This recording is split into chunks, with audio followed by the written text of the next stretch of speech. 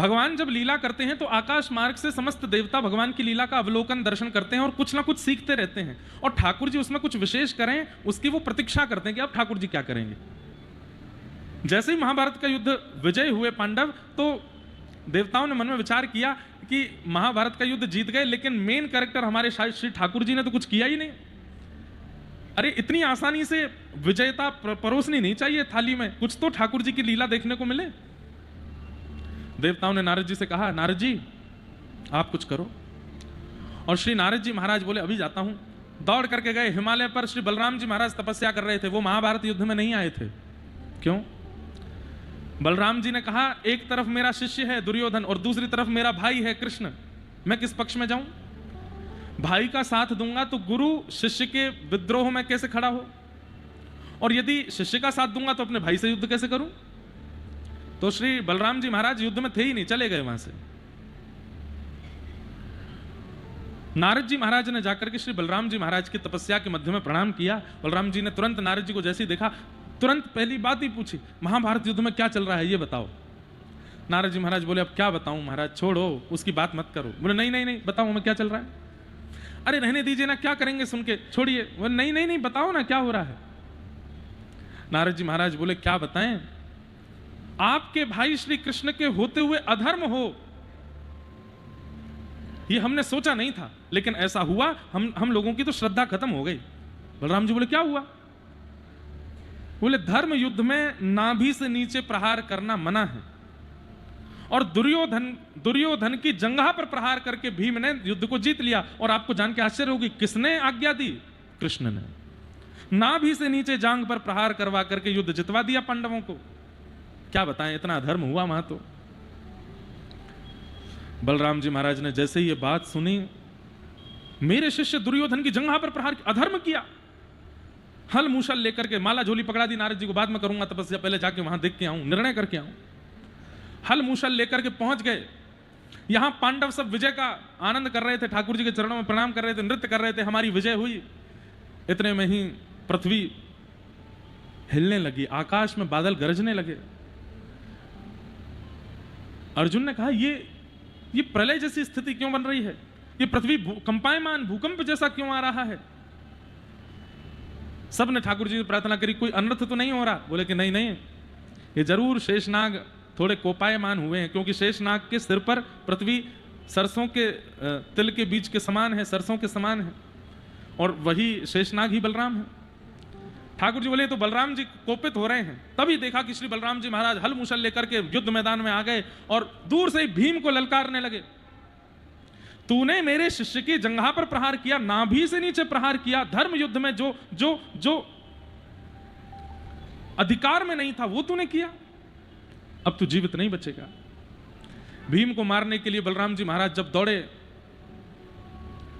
भीम ने भगवान के चरण पकड़े, बोले, प्रभु रक्षा करो। ठाकुर जी बोले, मैं देखता हूं। दौड़ते हुए बलराम जी आ रहे थे, इतने में भीम को पीछे करके ठाकुर जी आगे आ गए और श्री बलराम जी महाराज के चरणों में दंडवत साष्टांग प्रणाम करने लगे। किसी को साष्टांग करते देख व्यक्ति का स्वभाव है कि वो झुक जाता है, उसको उठाने लगता है। और वही साष्टांग की मुद्रा में जब ठाकुर जी लेटे तो श्री बलराम जी महाराज का क्रोध रोध तो सब धरा रहा, हल मूसल दूर फेंके, दौड़ गए। अरे मेरो लाला, तू ऐसे प्रणाम काहे करे? अरे उठ जा, गले लग जा, हृदय से लगा लिया। अरे कन्हैया, बड़े दिनान बाद मिलो है, मेरे हृदय से लग जा। लाला तू ऐसे काहे को प्रणाम कर रहे हो? अरे नहीं भैया, आप आए हैं, मैं प्रणाम नहीं करूं। थोड़ी देर तक हृदय से लगाए रखे। बलराम जी के जब नेत्र खुले, फिर से जब भीम दिखा ठाकुर जी को, फिर लाला तूने कितकू आ, पहले या से मिलके आऊं मैं। भीम की ओर जब जाने लगे तब ठाकुर जी ने हाथ पकड़ दिया, बोले, आप इतना क्रोध क्यों कर रहे हैं? भीम को मारने की रट क्यों लगा रखी है आपने, मैं जान सकता हूं? बलराम जी महाराज बोले, लाला तेरे अंदर दया होगी, तेरे अंदर प्रेम होएगा, पर धर्म विरोधी को मैं नहीं देख पाऊं। यानी धर्म विरुद्ध कार्य किया है। महाभारत युद्ध में जंघा पर प्रहार कियो, नाभि से नीचे प्रहार कियो, मैं याकू दंड दूंगा? भगवान श्री कृष्ण, बंधु, एक होता है कि किसी बात को देख करके आप उत्तर देना चाहते हैं, पर कभी कभी रुका कीजिए, सही समय की प्रतीक्षा किया कीजिए, तब उत्तर दिया कीजिए। ये कृष्ण से सीखिए। हमेशा उत्तर देने के लिए आतुर मत बैठा रही, कोई कुछ कर रहा है मैं जाके इसको टोक दूं, मैं जाके इसको बता दूं, मैं यहां पर जाके बोल दूं। आपकी वाणी की गरिमा होनी चाहिए। आप बार बार पे किसी को टोकते रहोगे ना, आपकी वाणी की वैल्यू खत्म हो जाती है। ठाकुर जी हमेशा हर किसी को नहीं टोकते, समय आने पर बिल्कुल मौसम देख करके ठाकुर जी उत्तर देते हैं। जैसे ही बलराम जी ने कहा इसने धर्म विरुद्ध कार्य किया है, इसने नाभि से नीचे प्रहार किया, मैं इसको जीवित नहीं छोड़ूंगा, मैं धर्म विरोधियों को देख नहीं सकता। भगवान ने तुरंत हाथ पकड़ के बलराम जी से कहा, अच्छा आपको धर्म विरुद्ध कार्य देखने में अगर पता चल जाए कि कोई धर्म विरुद्ध कर रहा है तो आपको क्रोध आ जाता है? बोले हाँ। भरी सभा में जब द्रौपदी का चीरहरण हो रहा था क्यों नहीं गए आप? यही दुर्योधन जिसके लिए आप हलमूसल उठा करके आ गए भीम को मारने के लिए, वही दुशासन जो खींच रहा था हमारी बहन द्रौपदी के वस्त्रों को और भरी सभा में सब बड़े बुजुर्गों के सामने उसको निर्वस्त्र कर रहे थे, क्यों नहीं गए उस दिन आप? आपके हलमूसल का बल उस दिन कहां चला गया था भैया? कहते हैं आपके धर्म विरोधियों को देखने, क्या आपको खबर नहीं पड़ी थी द्वारिका में कि क्या कर रहे हैं यहां पांडव, क्या कर रहे हैं यहां कौरव? आपको पता था कि दुर्योधन दुशासन द्रौपदी के साथ दुष्कर्म करने, लेकिन आप नहीं उठे। और आज जब आप दुर्योधन की रक्षार्थ दौड़े चले आए हैं तो कहीं ना कहीं मुझे धर्म की रक्षा नहीं दिख रही है, शिष्य के प्रति मोह दिखाई दे रहा है। ऐसे उत्तर देते हैं ठाकुर जी समय आने पर। बलराम जी का तो सारा क्रोध ठंडा पड़ गया। लाला तू ऐसे मत कहवे, मोह को बड़ी ग्लानी है रे। बोले ग्लानी होनी चाहिए भैया, आज ये पूरा महाभारत युद्ध केवल द्रौपदी के सम्मान के लिए हुआ। मुझे दुर्योधन नहीं दिखाई देता कि मेरी काकी का बेटा है, मुझे दुशासन नहीं दिखाई देता कि ये मेरे संबंधी हैं, मुझे केवल और केवल इनके रूप में एक नारी का असम्मान करने वाले लोग दिखाई दे रहे थे। भरी सभा में निर्वस्त्र महिला को करने की प्रतिक्रिया करने वाले लोग दिखाई दे रहे थे, इसलिए मैंने युद्ध कराया और उनका पक्ष किया, उनका संग किया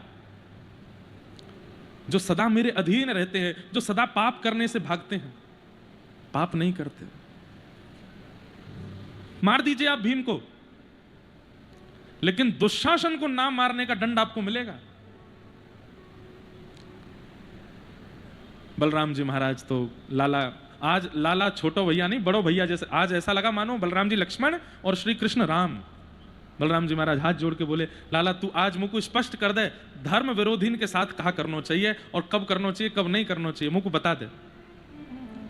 ठाकुर जी उत्तर देते हुए कहते हैं, भैया सत्य बोलना धर्म है, असत्य बोलना अधर्म है, लेकिन कई बार कई स्थानों पर असत्य बोलना ही धर्म होता है।